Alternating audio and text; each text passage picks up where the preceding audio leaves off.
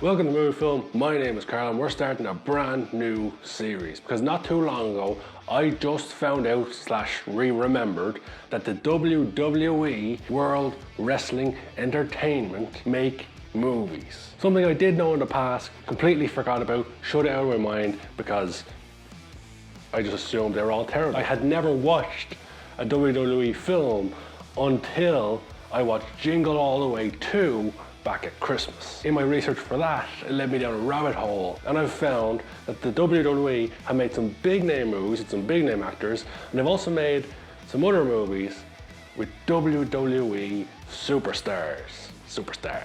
But the WWE is owned by a man called Vince McMahon, a multi-millionaire, if not billionaire, just like WWE, multi-million-dollar company, if not billion-dollar company. Now, Vince McMahon, at least in story elements, has been a man who down the years has been prominent in WWE. He's even had employees join the Kiss My Ass Club, as well as in the past having female competitors like Trish Stratus stripped down to their underwear and bark like a dog in an arena full of people, and who reportedly, allegedly, in the past asked writers to write storylines that would see him make out with WWE divas on screen. Now I can't confirm that, that's a rumor, but that's apparently a thing that happened, as well as all WWE's bad past with their female talent, which admittedly they're getting better at in recent years. They're giving them more respect, but in terms of Vince McMahon, he definitely seems like the Hollywood type.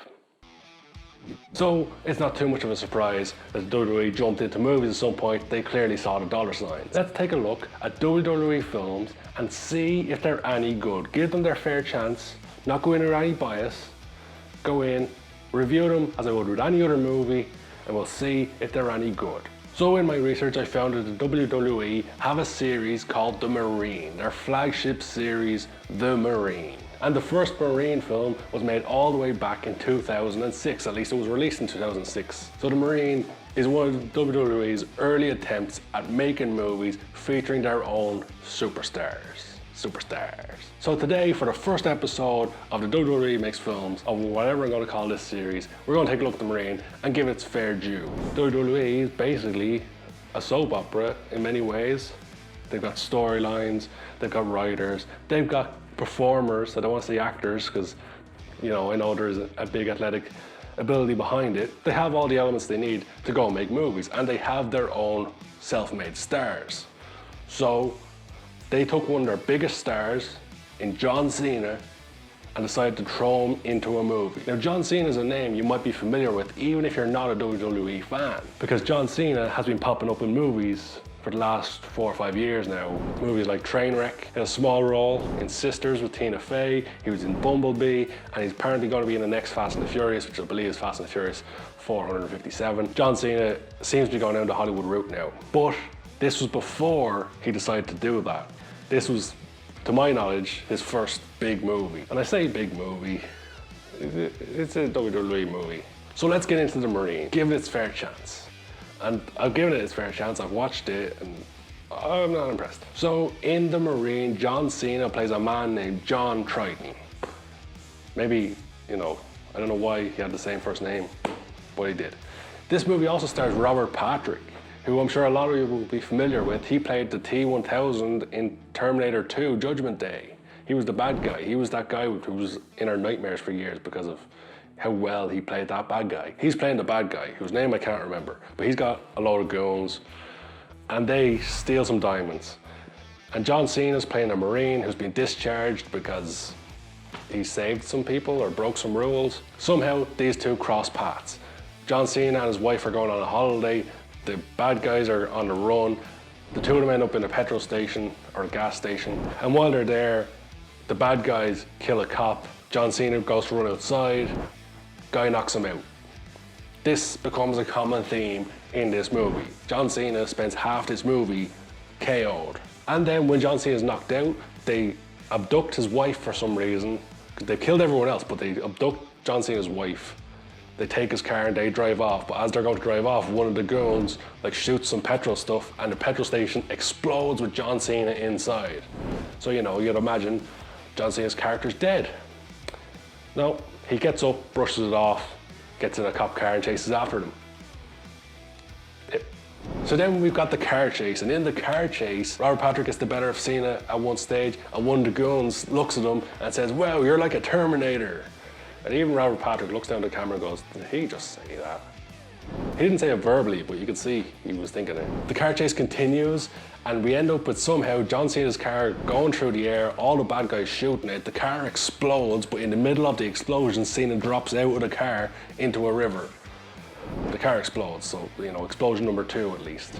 Then Cena finds a cop, and the cop tells him to go after the bad guys, because good police work. But of course, the cop doesn't tell the other cops that he found John Triton, so it's quite clear, quite obvious that this is their big reveal towards the end. He's going to turn out to be one of the bad guys, or he's going to be after the diamonds that they were after. The bad guys ultimately end up in this shack thing. John Cena eventually turns up and he starts taking them out one by one. And then the shack explodes. John Cena jumps out just as the shack's exploding, ends up in a river, and a cop comes along and arrests him. He takes down the cop and goes after the bad guys again. They end up in a warehouse. John Cena and Robert Patrick end up fighting while John Cena's wife is in a truck which is on fire and driving through canisters of gasoline or something explodable. The truck fires through this on fire warehouse and ends up going into a river while still on fire. John Cena and Robert Patrick are having this big fight scene. Cena gets the better of him. The warehouse explodes as Cena jumps out.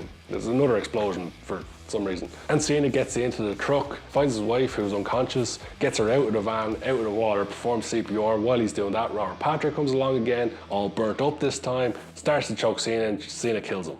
Everything's on fire, movie ends. Got through that one pretty quickly. You could be forgiven for thinking, oh, the actors in this are all terrible, because some of the acting just seems terrible. But the truth is, everything about this movie was terrible.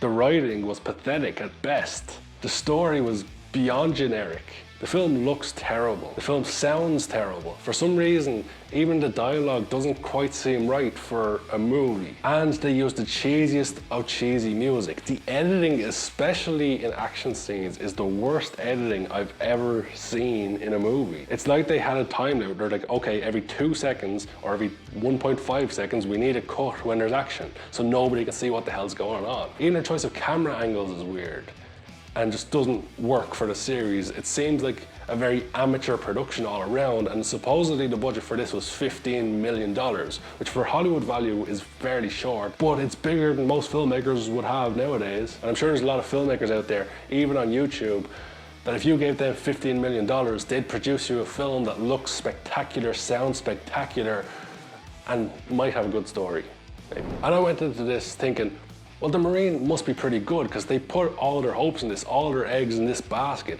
The Marine has had 5 sequels, so surely one of them is good.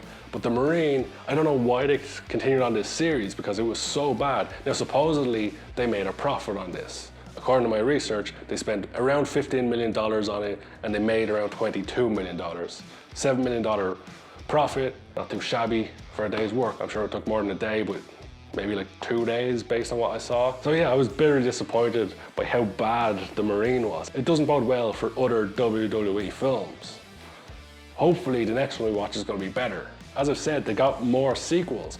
In The Marine 2 though, they took out John Cena and replaced him with a different WWE superstar, Ted DiBiase Jr. And Ted DiBiase may be a familiar name to you if you watched wrestling in the 80s, because Ted DiBiase was the $1 Million Man. But Ted DiBiase Jr. was his son, who came through the WWE later on. But he has since left the WWE and gone on to do other things. So in The Marine 3, they had to change again, and this time they changed to Michael "The Miz" Mizanin, better known as The Miz in the WWE. A polarizing character at best in the WWE at the time when he got the role. He wasn't one of the biggest names in the company, but he wasn't a small name. The Miz has stayed as the Marine for the last few films, for the Marine 4, 5, and 6, and they've used some of their other WWE superstars in the other movies.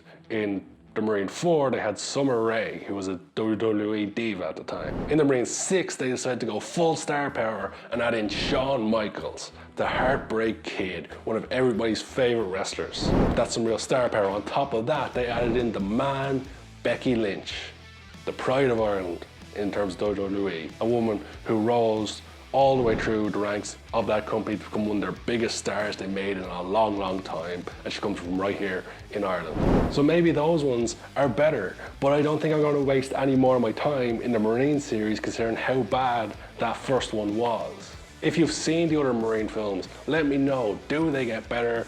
Are they worth investing any time in? And should I review any more of the Marine in this series? If you like today's video, please hit the like button. And of course, if you're new, hit that subscribe button. Every new subscriber is greatly appreciated. When all that's said and done, thank you so much for watching.